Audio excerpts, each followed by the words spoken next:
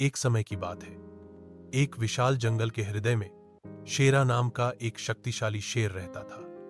वह बहादुर, बुद्धिमान और मजबूत था, सभी जानवरों का राजा। लेकिन एक साल जंगल में एक भयानक बाढ़ आई। नदी पहले कभी की तरह उफान पर थी। पेड़ उखड़ गए, घर बह गए और उस विनाशकारी बाढ़ में शेरा ने अपने जीवन का सबसे कीमती हिस्सा खो दिया।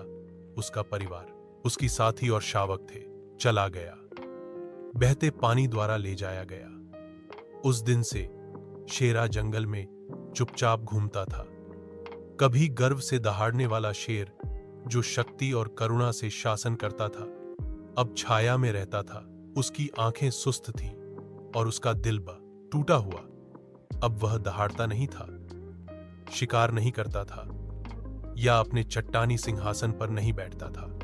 जंगल अपने राजा के बिना शांत और भयभीत हो गया। एक दिन बंटू नाम का एक चतुर छोटा बंदर पेड़ों से नीचे झूला और शेर को पाया। एक पेड़ के नीचे लेटा हुआ खाली आसमान की ओर घूर रहा था। शेरा, बंटू ने धीरे से कहा, जंगल को तुम्हारी जरूरत है। शेरा ने अपना सिर तक नहीं उठाया। मेरे पास अब कुछ नहीं बचा बंटू, मेरा परिवार चला गया है।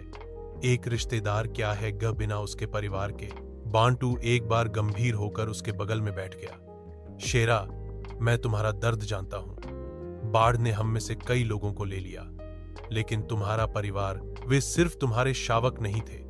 पक्षी, हिरण, हाथी, ऐस, बंदर, हम सब आपकी ओर देखते थे। हम अभी भी देखते हैं। शेरा ने पलक झपकाई। उसके कान थोड़ा फड़फड़ाए। आप सिर्फ इसलिए राजा नहीं हैं क्योंकि आप मजबूत हैं, बंटू ने जारी रखा।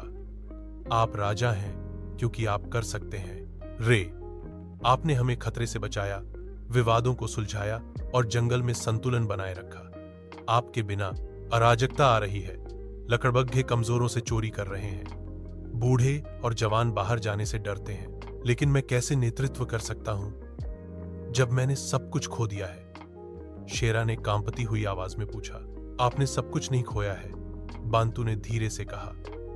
आपके पास अभी भी हम हैं और हमारे पास अभी भी आप हैं। एक सच्चे राजा के लिए उसके लोग हैं और उसका परिवार, और अभी आपके परिवार को आपकी पहले से कहीं अधिक आवश्यकता है।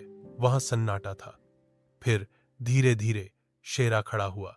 उसके अंग सख्त थे, लेकिन उसमें ताकत कम नहीं हुई थी। उसने जंगल की ओर देखा, उसका राज्य, और कई महीनों में पहली बार उसने न केवल दर्द देखा बल्कि उद्देश्य भी देखा। उस रात जंगल में एक दहाड़ गूंजी, मजबूत, गर्वित और जीवन से भरपूर। जानवरों ने ऊपर देखा, उनका ह कला को उठाना। उनका राजा लौट आया था। उस दिन से शेरा ने न केवल एक ऐसे शेर के रूप में शासन किया जो हार गया था, बल्कि एक ऐसे नेता के रूप में भी शासन किया जो उठा था, एक नए परिवार, एक नए उद्देश्य और ठीक होने का साहस के साथ। नैतिक सच्ची ताकत कभी न गिरने में नहीं है, बल्कि फिर से उठने में है। अपने लिए नहीं, बल्कि उन लोगों के लिए जिन्हें आपकी आवश्यकता है। एक सच्चा नेता अपने लोगों को अपने परिवार के रूप में देखता है।